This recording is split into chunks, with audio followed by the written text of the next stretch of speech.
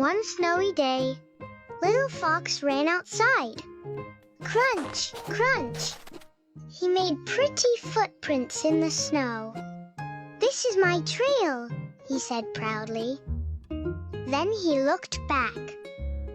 Oh no! Other footprints appeared too.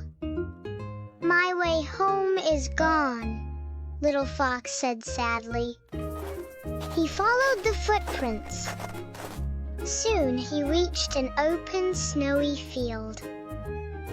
"Little fox, come here," Bunny called.